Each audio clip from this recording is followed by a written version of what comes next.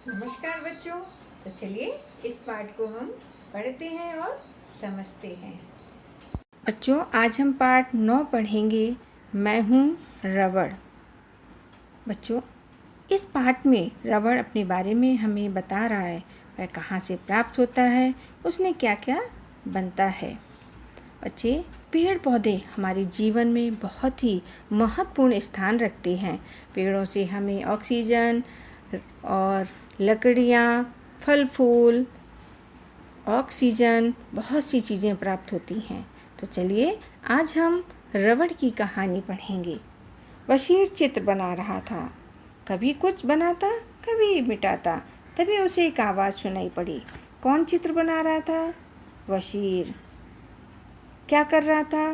कभी वह चित्र बनाता और कभी उसे मिटाता था।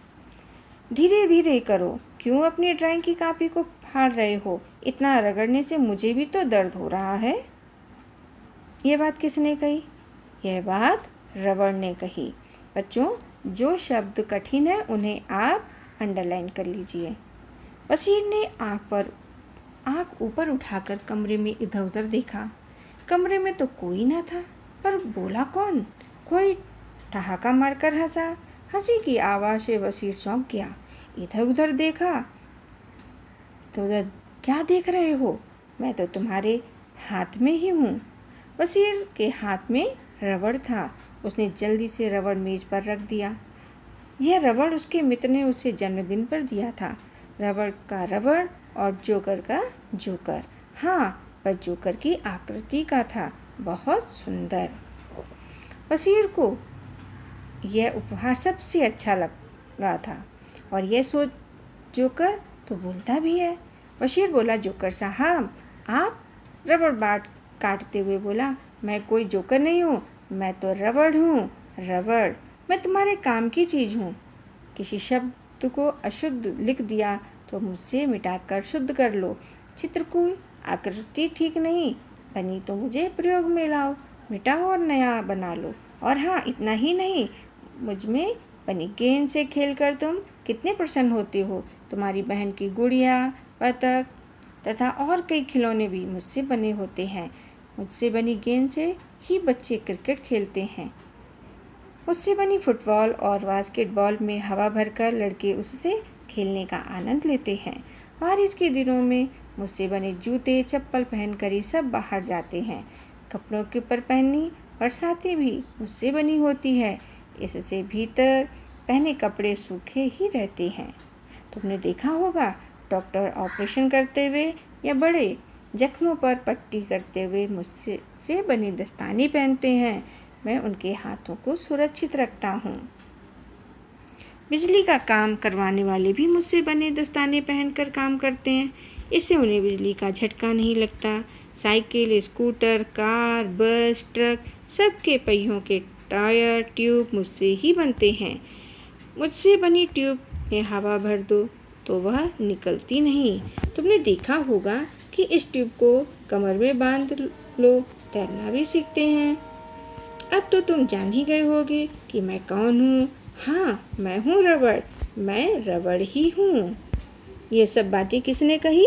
ये सब बातें रबड़ ने बताई कि मेरा प्रयोग कहाँ कहाँ होता है और मैं किस किस जगह होती हूँ। तो बच्चों, क्या तुम जानते हो मुझे यह रूप कैसे मिलता है? वास्तव में मैं एक पेड़ के रस से बनता हूँ। यह रस दूध की तरह होता है। पेड़ के तने में पहले छोटे छोटे छेद कर दिए जाते हैं। छेदों के नीचे टीन की छोटी छोटी बाल्टियाँ लटका दी जाती हैं। छेदों में से दूध निकलता है, उसे बाल्टियों में इकट्ठा कर लिया जाता है। एक पेड़ से लगभग 3 लीटर दूध निकल आता है। इस दूध को पानी में डालकर उबाला जाता है। मशीनों से इसे सुखाया जाता है। तो ये थी कहानी किसकी? रबड़ की। फिर क्या होता है? फिर कारखाने में मुझे चादरों के रूप में बदल दिया जाता है। इन्हीं चादरों से दस्ताने, जूते, बरसाती ट्यूब, टायर आदि सामान बनाए जाते हैं। रुको रुको, प्लास्टिक भी तो तुम ही हो ना? बशीर ने पूछ लिया। नहीं नहीं, मुझे प्लास्टिक मत कहना, वह तो मेरी बनावटी रूप है।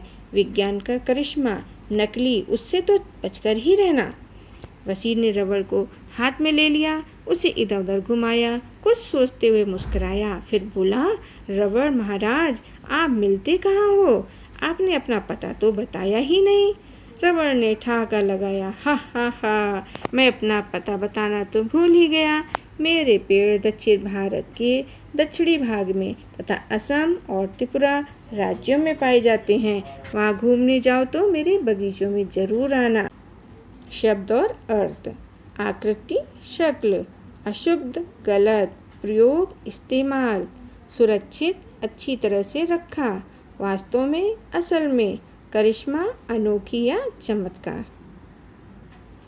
वसीर का रबड़ किसकी आकृति का था?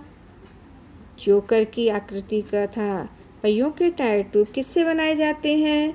पहियों के टायर ट्यूब रबड़ से बनाए जाते हैं। रबड़ और प्लास्टिक में क्या अंतर होता है?